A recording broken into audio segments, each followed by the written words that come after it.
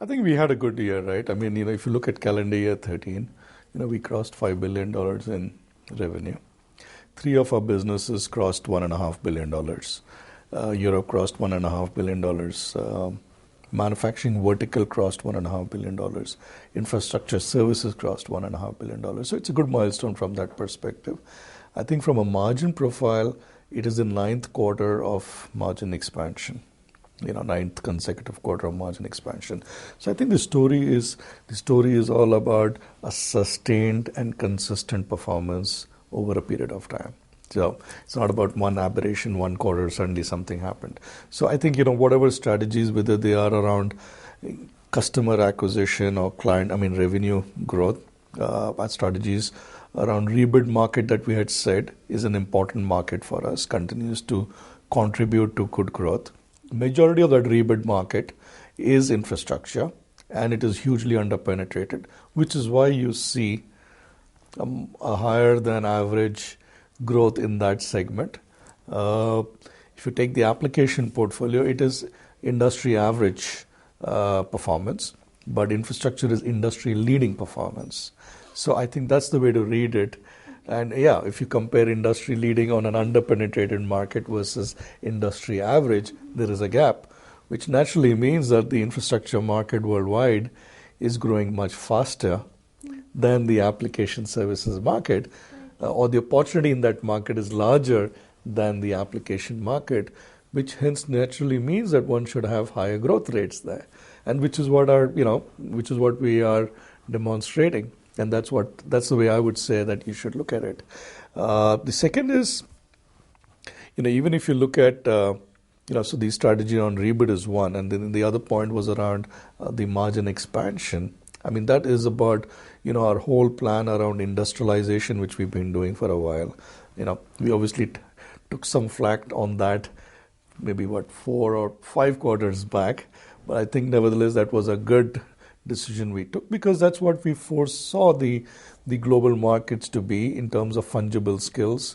People wanting more fungible skills instead of very specialized skills, especially in low years of experience. That's a changing market. That's a changing nature of the market which is happening, right? So the industrialization program has also been a long program which will continue, and it's also showing the results even in this quarter in terms of margins. I think it's part of our digital system integration strategy, where we see to enable customers on cloud, we need to target application modernization. Our partnership with CSC is one largely focused in that area, where we need to couple our strengths in different domains to be able to address this huge opening market which is there in future. So that's where this partnership is really targeted at. And like that, as part of a digital system integration strategy, we will have an ecosystem of partners, and CSC is one partnership in that specific area for cloud enablement and application modernization. If I look at the pipeline, we're extremely bullish. The pipeline is strong. The rebid market continues to be very good. So and the pipeline reflects that. I think on the discretionary side, yes, there is some uptick. But I think, it will, we anticipate a lot more as we see our DSI strategy fold in, and that actually creating a lot more pipeline for us. Because I think that's where the impact to customers around the discretionary side will really be there. Because the challenge for customers has always been the business case to be able to, to spend on for the discretionary side of it. And therefore, de-risking that strategy, having a very clear ROI, a business case, and business benefit realization around that area, in my view, will therefore help increase the discretionary side of the spend. But overall, if I were to say, yes, I think the market is hot, and the pipeline continues to reflect that, at least from a run the business and rebid side. The way we are designed and way we've designed has always been a matrix organization. So we've had horizontals and vertical leaders in our mix.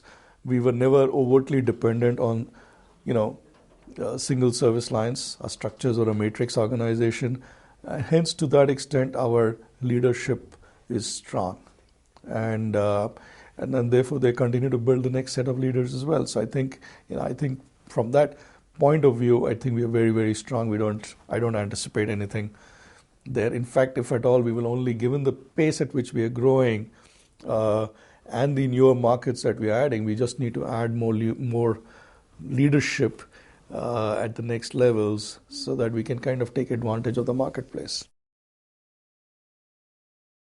I think Vineet has been a strong leader, and he led the entire transformation journey from 2007 to till a year back.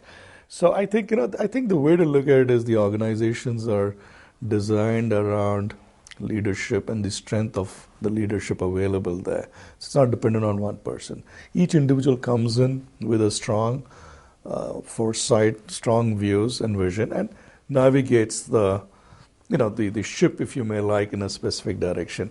But at this end of the day, there is a much larger leadership organization, management team, which all gets involved in moving that ship from point A to point B. And that's what will happen, and that's what continues to happen, regardless of individual A, B, or C.